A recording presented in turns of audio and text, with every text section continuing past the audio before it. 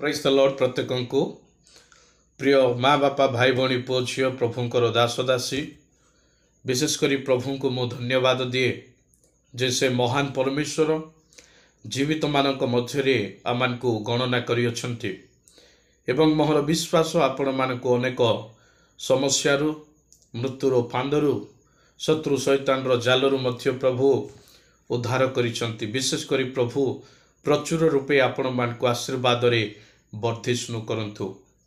एई दिन मानक मध्य अनेक समय आमने कथबार्ता माध्यम जन को अभिशाप दे थाउ कहीं जदि बाधिला परी कही थाए जदि बाधे तेबे ताहाको अभिशाप दे थाए मनुष्य। किंतु आज मु आपण मानक सम्मुखरे परमेश्वर वाक्य द्वारा छटिया उपदेशटे बा शिक्षाटे मु रखिबा पई चाहे। परमेश्वर वाक्य मान को कौन कहूअछि आमे प्रभु को जानिथिबा हेतु ताहांको विश्वास करिथिबा हेतु ताहांकर संतान संतति हेइथिबा हेतु आमानकर कर्तव्य कौन आमे अभिशाप देबा ना आशीर्वाद देबा यह जानिबा अति जरूरी अटे। आमे प्रभु को जानिथिबा लोक माने एई मुखरे प्रभुंकर नाम को धरी आमे प्रशंसा करुथिबा व्यक्ति अटु। प्रभुंक वाक्यरु आमाने देखिबा अल्प समय ताहांकर शिक्षा को आमाने पाई पारिबा। रम्य पुस्तक 12 पर्व 14 पद पढ़िबा वाक्य रे एही प्रकार लिखा जाए जो माने तुम्भ मानकु ताड़ना करंती से मानकु आशीर्वाद कर अभिशाप दियो नाही। परमेश्वरंकर वाक्य कहूछि जो माने तुम्भ मानकु ताड़ना करंती एई दिन मानक मध्य रे ताड़ना बढ़ी चली अनेक स्थान रे आमाने देखु विभिन्न विषय विभिन्न क्षेत्र रे ताड़ना वृद्धि होउछि।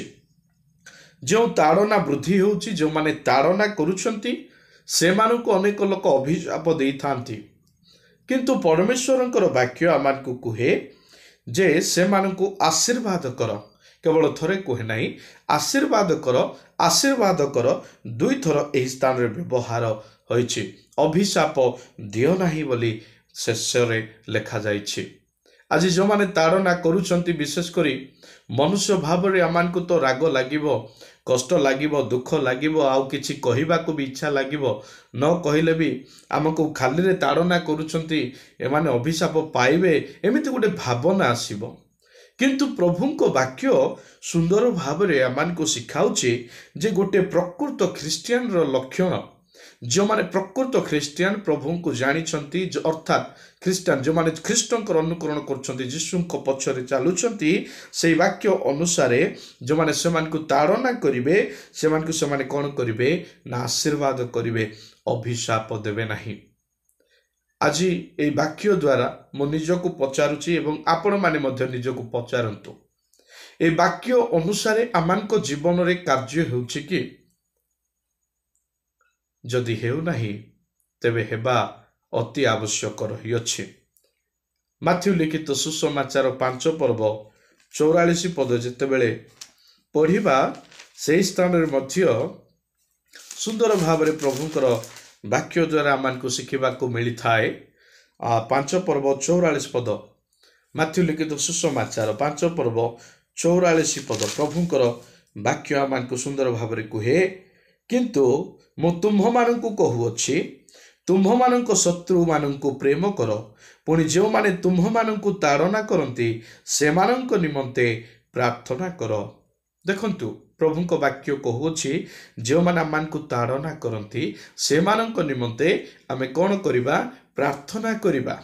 जणे व्यक्ति आमकु ताड़ना करूछि बोली ता प्रति आमे ताड़ना करिबा नाही कारण परमेश्वरंकर वाक्य कहूछि जदि जने ताड़ना करूछि हुए तो से शत्रु हेइ थाई पारे किंतु शत्रु प्रति गोटे प्रेम प्रकाश करिबा आमानकर कर्तव्य सेमानंक निमंत आमे बरम प्रार्थना करिबा प्रभु सेमानंकु बुद्धि दियंतु ज्ञान दियंतु। एहा परमेश्वरंकर वाक्य कहूछि आमे अभिशाप बदल रे आमे सेमानंक निमंते प्रार्थना करिबा सेमानंकु आशीर्वाद देबा एटा परमेश्वरंकर वाक्य आमान को सिखाउछि। हुए तो मो जीवन रे आपण मानक जीवन रे मनुष्य भाव रे आमे जेतेबेले चिंता करिबा हुए तो शत्रु को प्रेम करिबा कष्टकर हेइ थाई पारे किंतु ବାକ୍ୟ ଅନୁସାରେ ଆମକୁ ବଞ୍ଚିବାକୁ ପଡ଼ିବ। ପବିତ୍ର ବାଇବଲ ଅନୁସାରେ ଆମମାନଙ୍କର ଜୀବନ ଅତିବାହିତ କରିବାକୁ ପଡ଼ିବ। ପ୍ରିୟ ମା ବାପା ଭାଇ ଭଉଣୀ ପୁଅ ଝିଅ ପ୍ରଭୁଙ୍କର ଦାସ ଦାସୀ ସେବକ ସେବିକା ଅନେକ ଲୋକ ତାଡ଼ନା ହେଇଥିଲେ, କୌଣସି ବିଷୟ ଘଟିଥିଲେ ସେମାନେ ଦିନ ଦିନ ମାସ ମାସ ବର୍ଷ ବର୍ଷ ଧରି ତାର ପ୍ରତିଶୋଧ ନେବା ପାଇଁ ମଧ୍ୟ ଚେଷ୍ଟା କରିଥାନ୍ତି। ଜଣେ ତାଡ଼ନା କରିଛି ବୋଲି, ଜଣେ ଶତ୍ରୁ ମୋ ବିରୁଦ୍ଧରେ ଉଠିଛି ବୋଲି ପ୍ରେମ ମଧ୍ୟ କରିନଥାନ୍ତି। କିନ୍ତୁ ପରମେଶ୍ୱରଙ୍କର ବାକ୍ୟ ଆଜି ଆମମାନଙ୍କୁ ଶିଖାଉଛି ଯେଉଁମାନେ ତାଡ଼ନା କରୁଛନ୍ତି ସେମାନଙ୍କ ନିମନ୍ତେ ଆମେ କ'ଣ କରିବା ନା ପ୍ରାର୍ଥନା କରିବା, ସେମାନଙ୍କୁ ଆମେ ପ୍ରେମ କରିବା ଯେଉଁମାନେ ଆମମାନଙ୍କୁ ଶତ୍ରୁ ଅଟନ୍ତି। ପ୍ରଭୁଙ୍କ ବାକ୍ୟ ଯାହା ଆମମାନଙ୍କୁ ଶିଖାଉଛି ମାଥ୍ୟୁ ଲିଖିତ ସୁସମାଚାର 5 ପର୍ବ 10 ପଦ ଠାରୁ ଆମେ ଯେତେବେଳେ 12 ପଦ ପର୍ଯ୍ୟନ୍ତ ପଢ଼ିବା, ସେହି ସ୍ଥାନରେ ଲେଖାଯାଏ, ଧାର୍ମିକତା ନିମନ୍ତେ ତାଡ଼ନା ପ୍ରାପ୍ତ ଲୋକେ ଧନ୍ୟ, କାରଣ ସ୍ୱର୍ଗ ରାଜ୍ୟ ସେମାନଙ୍କର। ତାଡ଼ନା ଆସୁଛି ଖୁସିର ବିଷୟ। ଧାର୍ମିକଠୁ ସେଥିପାଇଁ ତାଡ଼ନା ଆସୁଛି କାରଣ ସ୍ୱର୍ଗ ରାଜ୍ୟ ସେମାନଙ୍କର। ଯେଉଁମାନେ ତାଡ଼ନା ପାଇବେ ସ୍ୱର୍ଗ ସେମାନେ ପାଇପାରିବେ, ଯେଉଁମାନେ ତାଡ଼ନା ପାଇବେ ନାହିଁ ସ୍ୱର୍ଗ ସେମାନେ ପାଇପାରିବେ ନାହିଁ। ଲୋକେ ଯେବେ ତୁମମାନଙ୍କୁ ମୋ ସକାଶେ ନିନ୍ଦା ଓ ତାଡ଼ନା କରନ୍ତି, ପୁଣି ମିଥ୍ୟାରେ ତୁମମାନଙ୍କ ବିରୁଦ୍ଧରେ ସମସ୍ତ ପ୍ରକାର ମନ୍ଦା କଥା କହନ୍ତି, ତେବେ ତୁମ୍ଭେମାନେ ଧନ୍ୟ। ଧନ୍ୟ ଆଜି ତାଡ଼ନା ଯେଉଁ ଆସୁଛି ଧନ୍ୟ। ବିଶେଷ କରି ଏଇଠି ଲେଖାଯାଉଛି 11 ପଦରେ ଲେଖାଯାଏ ଯେ ମୋ ସକାଶେ ନିନ୍ଦା ଓ ତାଡ଼ନା କରନ୍ତି। ପ୍ରଭୁଙ୍କ ସକାଶୁ ଆଜି ନିନ୍ଦା ଓ ତାଡ଼ନା ଆସୁଛି। ପୁଣି ମିଥ୍ୟାରେ ତୁମମାନଙ୍କ ବିରୁଦ୍ଧରେ ସମସ୍ତ ପ୍ରକାର ମନ୍ଦ କଥା କହନ୍ତି। ମିଛରେ କୌଣସି ବିଷୟ ବି ନଥିବ, କୌଣସି ସେହି ପ୍ରକାର ଘଟଣା ଘଟି ନଥିବ, କିନ୍ତୁ ସେହି ବିଷୟକୁ ନେଇକି ମିଛରେ ଆପଣମାନଙ୍କ ବିରୁଦ୍ଧରେ ମଧ୍ୟ କହିବେ।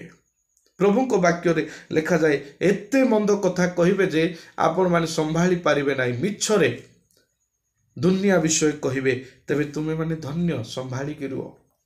ପ୍ରଭୁଙ୍କ ବାକ୍ୟରେ ଲେଖାଯାଉଛି ଧୈର୍ଯ୍ୟ ଧର, ସେମାନଙ୍କୁ ପ୍ରେମ କର। ଏଇଟା ଆମମାନଙ୍କ ପାଇଁ ଉତ୍ତମ ବିଷୟ। ଆମମାନଙ୍କ ପାଇଁ ସ୍ୱର୍ଗ ଯିବା ପାଇଁ ପଥ ଖୋଲି ଦେଉଛି ତାଡ଼ନା, ଆଉ ଆମେ ଧନ୍ୟ ହେଇଯିବା। ପରମେଶ୍ୱରଙ୍କର ବାକ୍ୟ କହୁଛି ଏହି ସବୁ ବିଷୟ ଆମ ବିରୁଦ୍ଧରେ କରିବାର ଅଛି, କହିବାର ଅଛି, ତାଡ଼ନା ଆସିବାର ଅଛି। ଧନ୍ୟବାଦ ଯେଉଁମାନେ ତାଡ଼ନା କରୁଛନ୍ତି, ନିନ୍ଦା କରୁଛନ୍ତି, ଅପମାନ କରୁଛନ୍ତି ଏବଂ ମିଥ୍ୟାରେ ଅନେକ କଥା ମନ୍ଦ କଥା କହୁଛନ୍ତି। ପ୍ରଭୁ ଆପଣମାନଙ୍କୁ ଆଶୀର୍ବାଦ କରନ୍ତୁ। ଯେଉଁମାନେ ଆଜି ପ୍ରଭୁଙ୍କର ଲୋକମାନଙ୍କ ବିରୁଦ୍ଧରେ ମିଥ୍ୟା ଆରୋପ ବି ଲଗାଉଛନ୍ତି, ବିଶେଷ କରି ପ୍ରଭୁ ଆପଣମାନଙ୍କୁ ଆଶୀର୍ବାଦ କରନ୍ତୁ, ଆଶୀର୍ବାଦ କରନ୍ତୁ। ପ୍ରଭୁଙ୍କ ବାକ୍ୟ ତାହା କହୁଛି, ଏଣୁ ଆମେ ଆପଣମାନଙ୍କୁ ଆଶୀର୍ବାଦ କରୁଛୁ। ଯେଉଁମାନେ ଶୁଣୁଛନ୍ତି ଆପଣମାନଙ୍କର ଶତ୍ରୁମାନଙ୍କୁ ଆଶୀର୍ବାଦ କରନ୍ତୁ। ଯେଉଁମାନେ ତାଡ଼ନା କରୁଛନ୍ତି ସେମାନଙ୍କ ନିମନ୍ତେ ପ୍ରଭୁଙ୍କୁ କୁହନ୍ତୁ ଧନ୍ୟବାଦ ପ୍ରଭୁ, ଏମାନଙ୍କ ପାଇଁ ଆଜି ସ୍ୱର୍ଗ ରାଜ୍ୟ ଆମ ପାଇଁ ଖୋଲା। ତାଡ଼ନା କରିବା ଦ୍ୱାରା ଆମମାନେ ସ୍ୱର୍ଗରେ ଯେଉଁମାନେ ତାଡ଼ନା କରିବେ, ତାଡ଼ନା ଭୋଗ କରିବା ଦ୍ୱାରା ସ୍ୱର୍ଗ ଆମମାନଙ୍କ ପାଇଁ ରହିଅଛି। ଆମେ ସ୍ୱର୍ଗକୁ ଯିବା ପାଇଁ ପ୍ରତ୍ୟେକ ଚାହୁଁଛୁ। ଲୁକ ଲିଖିତ ସୁସମାଚାର 6 ପର୍ବ ଯେତେବେଳେ ଆମେ ପଢ଼ିବା, ପ୍ରଭୁଙ୍କ ବାକ୍ୟରେ ଲେଖାଯାଏ 27 ପଦ ଏବଂ 28 ପଦରେ ସୁନ୍ଦର ଭାବରେ ଲେଖାଯାଏ, କିନ୍ତୁ ଶ୍ରବଣ କରୁଅଛ ଯେ ତୁମ୍ଭମାନଙ୍କୁ ମୁଁ କହୁଅଛି, ତୁମ୍ଭମାନଙ୍କ ଶତ୍ରୁମାନଙ୍କୁ ପ୍ରେମ କର, ଯେଉଁମାନେ ତୁମ୍ଭମାନଙ୍କୁ ଘୃଣା କରନ୍ତି ସେମାନଙ୍କର ମଙ୍ଗଳ କର, ଅମଙ୍ଗଳ କର ନାହିଁ। ପ୍ରଭୁଙ୍କ ବାକ୍ୟ କହୁଛି ଶତ୍ରୁମାନଙ୍କୁ, କେବଳ ମିତ୍ରମାନଙ୍କୁ ନୁହେଁ। ଆମେ କ'ଣ କରୁ? ଝିଅମାନଙ୍କୁ ପ୍ରେମ କରିଥାଏ ତାହାକୁ ଆମେ ପ୍ରେମ କରିଥାଉ। ଝିଅମାନଙ୍କର ଭଲ ଚିନ୍ତା କରିଥାଏ ତାହା ପ୍ରତି ଆମେ ଭଲ ଚିନ୍ତା କରିଥାଉ। ଆଉ ଝିଅମାନଙ୍କ ପ୍ରତି ମନ୍ଦ ଚିନ୍ତା କରିଥାଏ ତା ପ୍ରତି ଆମେ କ'ଣ କରିବା? ପ୍ରଭୁଙ୍କ ବାକ୍ୟରେ ଲେଖାଯାଉଛି ଯେଉଁମାନେ ତୁମମାନଙ୍କୁ ଘୃଣା କରନ୍ତି ସେମାନଙ୍କର ମଙ୍ଗଳ କର। ପରମେଶ୍ୱରଙ୍କର ବାକ୍ୟ ତାହା କହୁଛି ଯେଉଁମାନେ ତୁମମାନଙ୍କୁ ଅଭିଶାପ ଦିଅନ୍ତି ସେମାନଙ୍କୁ ଆଶୀର୍ବାଦ କର। ଯେଉଁମାନେ ତୁମମାନଙ୍କୁ ଅପମାନ କରନ୍ତି ସେମାନଙ୍କ ନିମନ୍ତେ ପ୍ରାର୍ଥନା କର। ଯାହାକି ସ୍ୱର୍ଗସ୍ଥ ପିତାଙ୍କର ଗୋଟିଏ ସନ୍ତାନ ପରି ଆମେ ଆଚରଣ କରିବା। ଏଇ ଯେଉଁ ଆଚରଣ ଏହା କରିବ, ସେ କରିବ ଯେ କି ପରମେଶ୍ୱରଙ୍କର ସନ୍ତାନ ଭାବରେ ଆଚରଣ କରିବ। ସମସ୍ତେ କରିପାରିବେ ନାହିଁ ଏହି ପ୍ରକାର। ଏହା ଗୋଟେ ଆତ୍ମିକତା ଅଟେ, ଗୋଟିଏ ସ୍ୱର୍ଗସ୍ଥ ପିତାଙ୍କ ସନ୍ତାନର ଗୋଟିଏ ଆଚରଣ ଅଟେ। ଏହି ଆଚରଣ ଅଛି ତ आमानक जीवन रे निजको परखंतु एई आचरण आमानक ठारे अछि कि जो माने आमानक अभिशाप दउछंती सेमानको आमे आशीर्वाद करूछु कि जो माने आमानको घृणा करूछंती सेमानकर मंगल आमे करूछु कि जदि करूनु तेबे करिवार रही अछि। प्रभुंको वाक्यरु आमने शिखुछु से लोकलिखित सुसमाचार 23 पर्व 34 पद जेतेबेले पढ़िबा तेबे प्रभुंकर वाक्य आउ सुंदर भावरे आमानको प्रकाश करे। 23 पर्व 34 पदरे प्रभुंकर वाक्य एही प्रकार भावरे लिखा जाए, सेतेबेले यीशु कहिले पिता एमानकु क्षमा करो कारण एमाने कौन करुअछंती ताहा जानंती नाही। आउ सेमाने ताहांको वस्त्र सब भाग करिबा निमंते गोली बांट कले। यीशु ख्रीष्ट को जेतेबेले क्रूसविद्ध करा जाउथिला, यीशु को जेतेबेले प्रहारित करा जाउथिला, चापुडा मरा जाउथिला, तांको शरीर थिबा समस्त पोशाक को चिरा जाउथिला, कड़ा जाउथिला, गोली बांट करा जाउथिला, सही समय यीशु कहउचंती एटा गोटे आम पई आदर्श शिखैचंती, से सुंदर भाव शिखैचंती। से यीशु कहउचंती एमानकु क्षमा करो कारण एमाने कौन करूअछंती ताहा जानती ना। ठीक सेमिति जी घृणा करुची, मंद कथा कहूची, जहाँ भी करुची, कौन करुछंती प्रकृत रे सेमाने जानु नांती, एणु सेमानकु प्रभु क्षमा करंतु। प्रभुंको वाक्य आज आमानकु शिखाउची। प्रथम पितर 3 पर्व 9 पद जेतेबेले आमने पढ़िबा से स्थान रे मध्य सुंदर भावरे परमेश्वरंकर वाक्य रे लिखा जाए, अनिष्ट परिवर्तरे अनिष्ट किबा निंदार परिवर्तरे निंदा न करी अन्य पक्षरे बरम आशीर्वाद कर कारण तुम्हे माने जेपरि आशीर्वादर अधिकारी हो एथिपाई आहूत होइअछ। धार्मिकता सकाशे दुख भोग करिवा निहाती आवश्यक रहिअछि।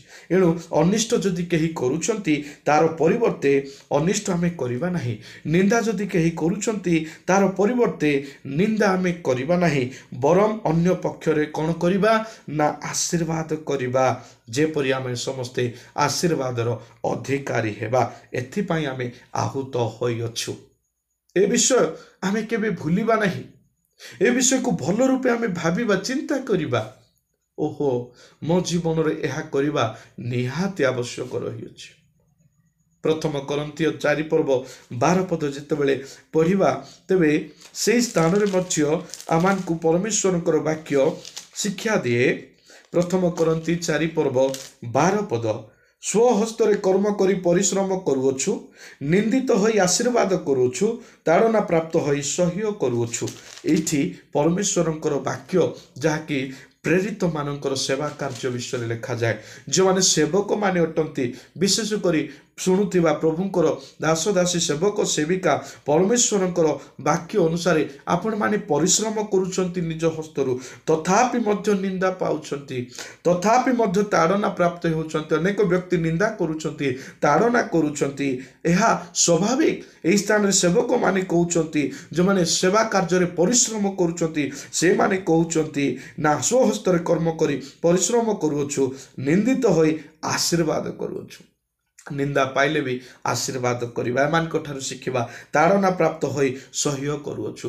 ताड़ना आसु प्रभुंकर सेवारे जदि आमे अछु, आमे जदि सेवक हेइछु, आपण माने जदि सेवक सेविका हेइचंती तेबे सह्य करंतु, सह्य करंतु। प्रभु आपण मानक पई पुरस्कार रखिचंती, जो माने सह्य करिवे। परमेश्वरंकर वाक्य कहूची, अपवादित होई मिलनर कथा से माने कहंती,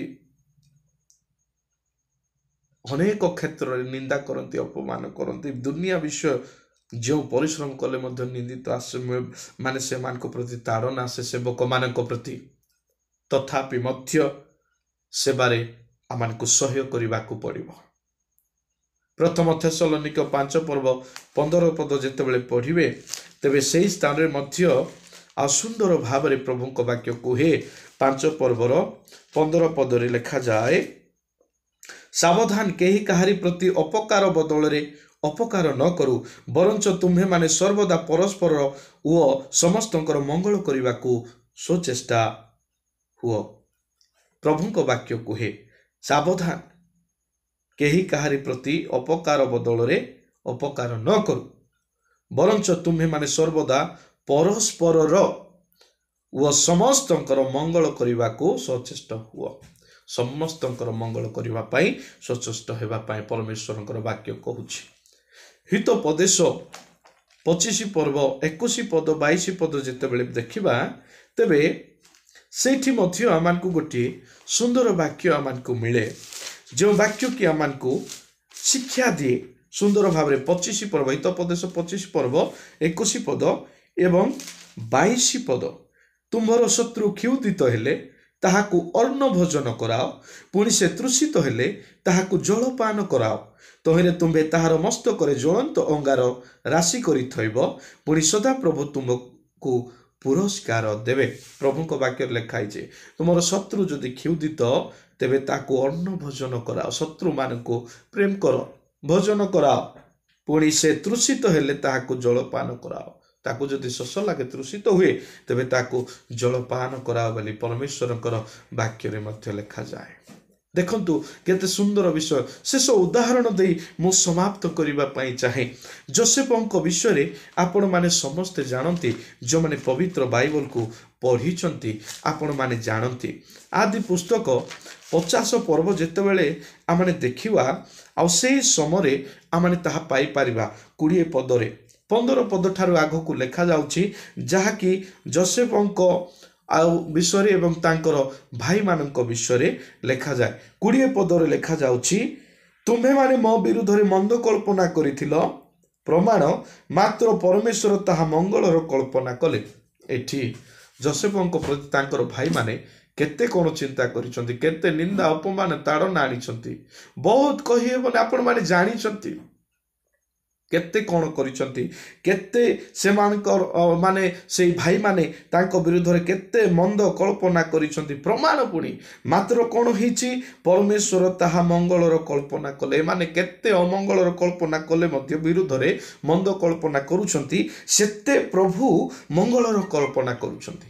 ମନେ ରଖନ୍ତୁ, ଆପଣମାନଙ୍କ ପ୍ରତି ଯଦି କେହି ଆପଣମାନଙ୍କ ବିରୁଦ୍ଧରେ ମନ୍ଦ କଳ୍ପନା କରୁଛି, ଯଦି ପ୍ରଭୁଙ୍କ ସହିତ ଲାଗି ରହିଛନ୍ତି, ଆପଣଙ୍କ ଠାରେ ସେଇ ଗୁଣ ରହିଅଛି, ତେବେ ପ୍ରଭୁ କ'ଣ କରିବେ, ସେଇ ସମସ୍ତ ମନ୍ଦ କଳ୍ପନାକୁ ମଙ୍ଗଳର କଳ୍ପନା ଭାବରେ ସେ ଆପଣମାନଙ୍କ ଜୀବନରେ ଆଶୀର୍ବାଦକୁ ନେଇ ଆଣିବେ। ଏବେ ଯେପରି ଦେଖୁଛ, ସେପରି ଅନେକ ଲୋକଙ୍କର ପ୍ରାଣ ରକ୍ଷା କରିବାକୁ ତାହାଙ୍କର ଅଭିପ୍ରାୟ ଥିଲା, ଅର୍ଥାତ୍ ପ୍ରଭୁ ପ୍ରତ୍ୟେକଙ୍କୁ ସେହି ପ୍ରକାର ରକ୍ଷା କରନ୍ତି। ଆପଣଙ୍କ ବିରୁଦ୍ଧରେ ଯଦି ଜଣେ ଅମଙ୍ଗଳର କଳ୍ପନା କରିଛି, ସେହି ଅମଙ୍ଗଳର କଳ୍ପନାକୁ ପ୍ରଭୁ ମଙ୍ଗଳର କଳ୍ପନା ଭାବରେ ପରିଣତ କରିବା ପରମେଶ୍ୱର ସେ ଅଟନ୍ତି। ଏବଂ ଯୋସେଫଙ୍କ ଜୀବନରେ ପ୍ରଭୁ ମଙ୍ଗଳର କଳ୍ପନା କଲେ, ତାଙ୍କର ଭାଇମାନେ ଶେଷରେ ଦେଖିପାରିଲେ। ପ୍ରିୟ ମା ବାପା, ଭାଇ ଭଉଣୀ, ପୁଅ ଝିଅ, ପ୍ରଭୁଙ୍କର ଦାସ ଦାସୀ, ସେବକ ସେବିକା, ଆପଣମାନେ ବୁଝିଛନ୍ତି ମୋର ବିଶ୍ୱାସ। ଏଣୁ ଅଭିଶାପ ଦିଅନ୍ତୁ ନାହିଁ, ଆଶୀର୍ବାଦ କରନ୍ତୁ। ନିନ୍ଦା ତାଡ଼ନା ଅପମାନ ଆସିଲେ ମଧ୍ୟ ଆଶୀର୍ବାଦ କରନ୍ତୁ, ପ୍ରେମ କରନ୍ତୁ, ପ୍ରାର୍ଥନା କରନ୍ତୁ ଏବଂ ଆତ୍ମିକତାରେ ବୃଦ୍ଧି ହୁଅନ୍ତୁ।